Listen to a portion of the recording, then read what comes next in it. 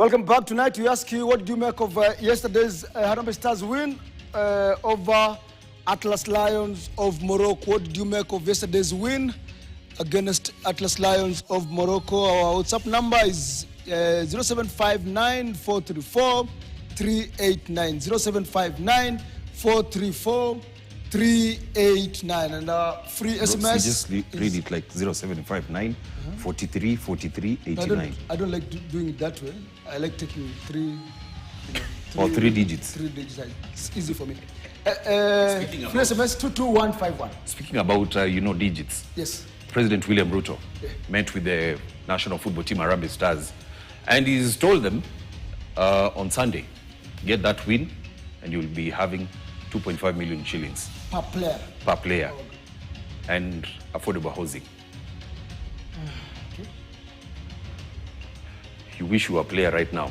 Let's listen in to what President William Ruto had to say when he met the national football team Harambee Stars today. Captain, how are you?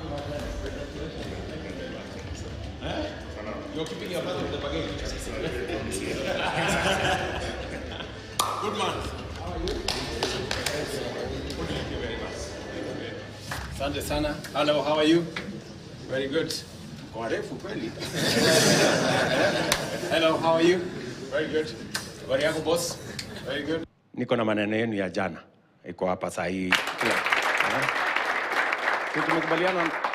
Tumekubaliana mnacheza kama nyinyi, mimi nacheza kama mimi. Tunasonga tukisonga. Si ndio? Sasa Sunday. Nataka sasa tukue na deal mpya. Hii ya Sunday. Sasa Sunday si tunashinda? Inshallah, kwa mpenzi ya Mungu tunashinda. Si ndio? Sasa vile tulifanya ile hesabu siku ile. Tulifanya hesabu hapo. Sasa mnajua, moja niwakumbushe. Nimeongeza kidogo. Sasa Sunday tukishinda hivi, kila mtu 2.5 million.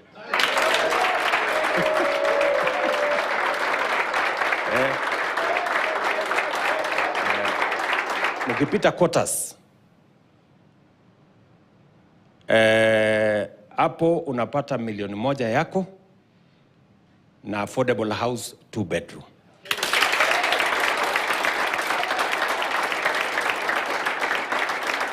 It is you guys who have brought Kenya together. It is Harambee Stars. Harambee Stars has brought the country together, united behind you. And I'm very proud that because of your talent, because of your acumen, because of what you're doing, the nation is standing together, united, inspired. Yesterday's match, when it turned into a difficult situation, I thought, me and my technical team, we thought we had it all figured out tactically, but tactics didn't help nothing. It was what you promised the players, so thank you again very much for that. And I just hope that this team can continue to grow. Win on Sunday, and you'll be getting 2.5 million each per player, and of course, affordable housing. Rogers Shtemi, the stakes could never be any higher than they are at the moment for the national football team Harambee Stars. In total, I think they'll be getting 5 million minus the allowances. Yes. That is just, I can't even describe it, because most of those players have never gotten 1 million, collectively.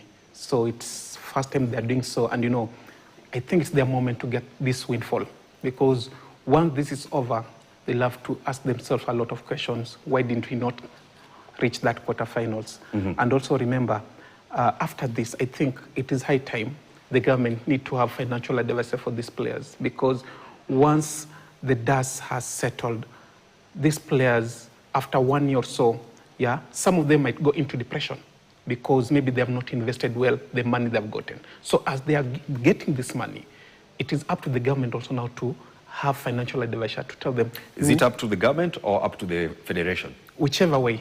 they need to do that so that they can try to advise them which is the best way to invest in this amount. And also remember, there's 600 million at stake. Yeah, absolutely. Even once they go into quarters, they've already, even before kicking the ball, I think CAF money, it was 25 million for each team. Yes. So once they progress into the quarters, there's another money that is there. So I think these players are swimming in money. There have never been any other team, Harambee Stars team, that has had such special treatment than this one. So it's up to them to prove critics wrong. Let them take advantage. The president looked generous. Let them take that money and maybe live forever in paradise. Cedric, this is something that, you did not believe that probably was going to happen. 1 million for their first win against DR Congo. A million. 500,000 for their draw against Angola. And now, if they win on Sunday, 2.5. Literally, no one saw this coming. At some points, going also the rhetoric that was going around. Does it give them pressure? Definitely. And you see, we are living in a space that this thing has happened to us before. It's only that what is actually changing is the value. I remember vividly in 1998, when Reinhard Fabisch actually assembled a squad, very young squad. At that particular time, they started giving us results. President Moi by then actually also came out blazing and trying to splashing these players with money. By the time we were heading to Africa Cup of Nations, we had almost lost the entire team that played for us in 1998. Remember the likes of Ken Simiyu, John Lichuku, the likes of Wambua, John Barres Odhiambo, Eric Omondi. All those players actually, we almost lost the entire team coming to Africa Cup of Nations that we played in Tunisia in 2004. And similarly, simply because some of them were getting this money, some actually thought of going back to school and furthering the education. Some flew to USA, others actually decided even to leave football and start doing their own things. And then you end up losing the entire team. So we need actually to circumnavigate around the sport itself. Even as you get that money, you need not to start investing in sports heavily. If you have a talent, we still need you. Yes. We need actually to surge on and continue giving us the services that has been earning you more. And more so, what makes even this player continue sticking to this particular talent is when that kind of goodness continue coming. If it ceases from coming, they start thinking otherwise, and they run away. And I will echo Roger Seshtemi's word. Sometimes when this money comes, it comes with the whole host of lifestyle. People who have not embraced that particular lifestyle, they see that now they can start doing it. Some go for luxurious kind of lifestyle, buying those cars, becoming arrogant on our roads and doing all manner of things. On social media, becoming the hubs and answering people how they are cheap, they are not rich, some of them. And we have experience. We are in social platform. We have some of these players actually talking to us in that kind of manner. You are so, I'm richer than you. You see, and that by that particular time, they had not actually came to this experience kind of... that, yeah. So as to say, they need actually to cool their mind and settle first. See where they can invest and continue with their trade of football. They need to remember that it's football that has earned them this stature. And if they continue more, not necessarily in Kenya, they can even go outside Kenya. And even their predecessor, they will tell them, the likes of McDonald Mariga, they can literally tell them that, a guy, what you are getting here is just a drop in an ocean. If you can use that one as your ladder to climb your steps higher, you will reach actually the epitome of your life in terms of sporting nature. And you can become one of the best. What I'm praying for, that this motivation can give us a very strong starting 11 team come 2027. Yeah. And going by how McCarthy has actually ushered in team that played for us yesterday, the 21 years Manzuro Kwaro, 20 another 21 Ryan Ogam, we have Siraj Muhammad, we have Ben Stanley Omondi. I can go on and on. All those youngsters, if actually they can come together and play with a purpose and fly to the colorful leagues, coming 2027, we will just be darling of this team by the result and how they will be possessing ball. Because we are not necessarily, interested in result, but we are also looking for beautiful soccer moving forward. Eshtebi, you wanted to say something? While at it, I think we need to leverage on this particular moment to commercialize and monetize sports.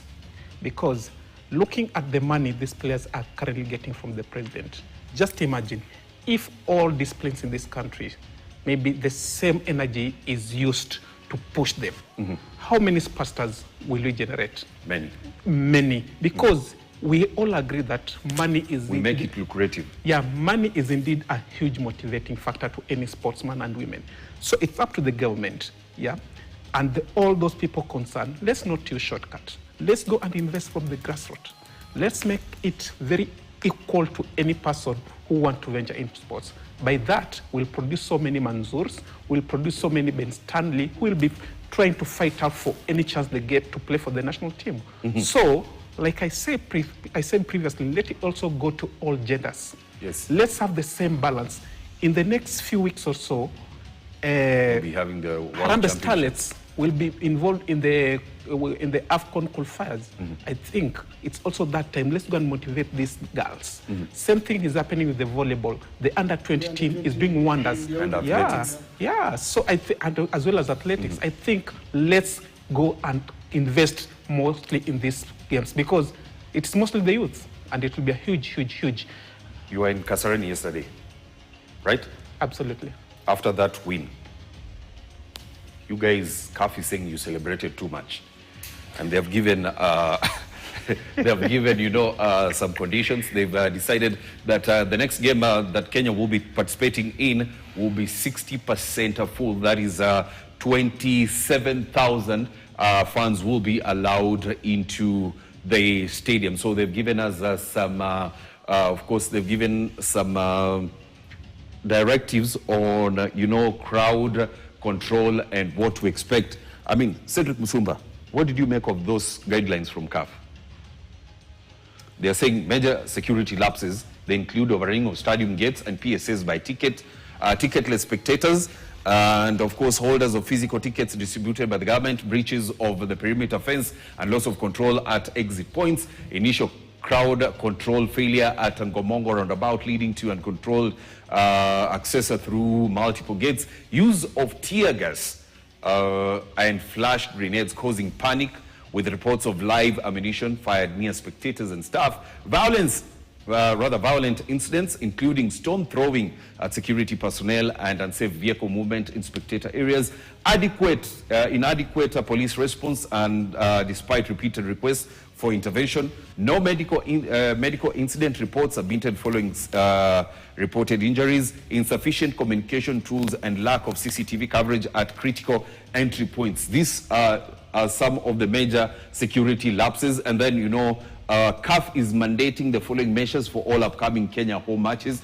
at Kasarani. Capacity restriction, maximum 60%, that is 27,000 tickets. And then ticketing, entry strictly limited to electronic ticket holders and thermal tickets are prohibited. Public accountability and compliance campaign. Now, the local organizing committee and the government should launch a public media campaign reinforcing safety protocols and entry requirements. Did Eshtemi, now that, you've interacted with members of the LOC, have we failed in terms of public media campaign? I think we have underrated everything. We have assumed a lot of things here. And, we have now facing that egg in our face just in the middle of the tournament. And yes, it is not that bad, but I think they can try and save their faces from all that is happening. But they should understand, Kenyans love football. And once you start, maybe we start it by restricting the ticketing, then we'll find ourselves into this mess. Because if these people had gotten their tickets quite early, I'm pretty sure they will have had a moment to know exactly if I go to Kasarani, will I be able to access it or not? Or even the LOC can come up with a giant screen just outside the stadium. Let them just install a screen there, a big screen, so that for people to watch. Those who can't go into the stadium, they can have a chance to follow the proceedings from that particular screen. But we are taking things so casually, yeah. And this is just a precursor of what can happen maybe in AFCON 2027.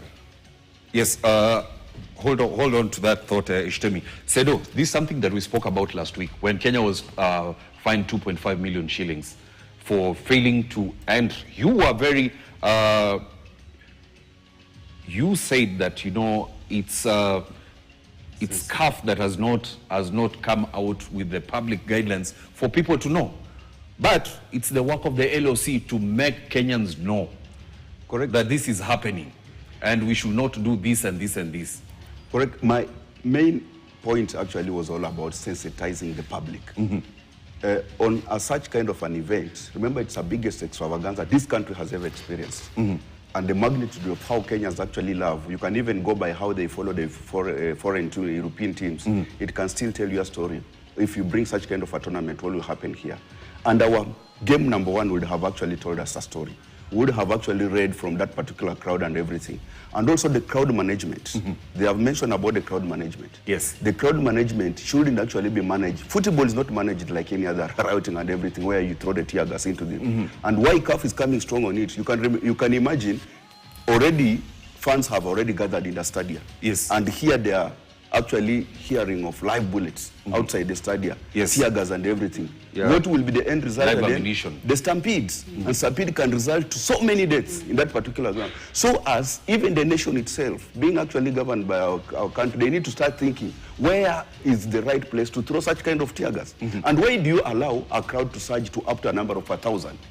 Remember, they told us actually the parameters of where they will start screening these people from. Yes. I'm now starting even to imagine that they will have even planted at all soaps, whereby if you don't actually qualify to cross that barricade, you don't cross over to the other line. If they want to let them fight with people at all soaps, but not around the stadium, you allow people to gather around the stadium, they will overpower you. And the people, they can actually start hearing that sounds that captivates them coming from the stadium. They are talking of Kungomongo roundabout. When anything happened at the stadium, you are at Ngomongo, you'll still hear. And when you hear what actually comes to your nerves, you want to be there. They will start surging, and they will want to enter that particular stadium. It's all about planning, Robbie, and sensitization of people to understand what the parameters actually to follow. I think CAF has been very soft on Kenya. First, this tournament was to be played in 2024. It was played in 2025 because of infrastructural issue. We were not ready. Secondly, early 2025. yes. Secondly, the issue of the lapses with our funds. I mean, come on.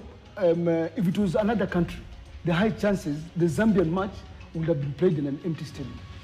You've been given 27,000. But you see what, Robbie, and Yes. I'm on record actually trying to push this narrative.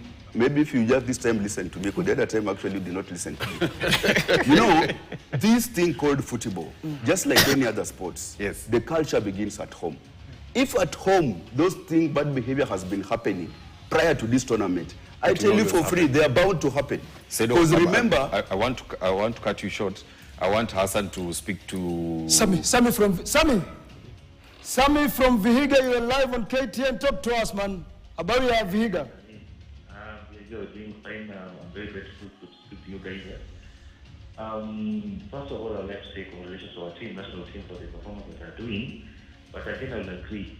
As much as the president is really pumping money to our boys, we need to look at now on the grassroots structure that again needs to be refurbished in terms of how the football is being governed in our particular country. I'm a pioneer of under 14 in my county, and really we've not yet benefited so much in terms of that. So as much as they're giving our boys what they're supposed to be given, but let him look at all the rounds at what is happening in terms of football status in our country and other sporting activities in our country. The issues of the 27,000 capacity, I still blame the organizing committee, because it's not just about Chan. Harambee Stars have been playing their matches far away, leave alone even Chan and only. They've been playing their matches, the qualification with the senior team, their guidelines. Kenya is one of the best countries in terms of sporting activities on how they do what you call fans, how they go to stadiums. They've been following to YouTube the restriction on how stadiums management is being controlled in Germany, England. So it's not something new to us. But again, it is something that has been taken long period of time to be done in Kenya. You are given the opportunity to be able to plan for ourselves. So it will be scary for us for the 27, because we have been seeing the other groups, the other stadium, like in Dar es Salaam, in Kampala today it was 35,000, and we are much more higher in terms of capacity and whatever. But guys from the studio, what I'm just wishing that the government, through the ministry and the organizing committee, if you have such issues of preparation for any tournament that is there, just start it from you know, from the internet part. Sammy. Yeah, we need to. Sammy, how far is Harambee Stars gonna go? Hey, all our enemies are suffering, my friend. Take it to the bank. Take it to the bank, to the finals. Yeah, yeah. Hata wasema tukue na mtu mmoja, shabiki ya mtu mmoja. Yeah. Let me tell you, Nairobi will be blazing. The 47 counties that are under. Asante. We will take it. Asante, Sammy. Thanks a lot, Sammy. Yes, thank you very much. Sammy from Vihiga. From Vihiga. Yes, unfortunately, you know, we have to keep it short and sweet. Oh, yes. Yes, and that is how we wrap up the Chan analysis, Chan 24 analysis show tonight. My name is Robinson Okenya. Thank you very much, Cedric Musumba, Roger Sishtemi. I know we have a lot to talk about, but hey, we have tomorrow, man. That's short. Bado tuko na kesho. We just keep it short and give credit to the fans. They have pushed the team. And they need a lot of respect for that. Let them continue pushing the team wherever they are. Sedo is okay. Sedo, you can get your bumper, man. You can take your bumpers. Tunaendelea na story yetu hapa. So take your bumper. That is where we wrap. You can go. I'm Hassan. Tomorrow. See you tomorrow, same time. Mlikuwa mnasemaje? Ai,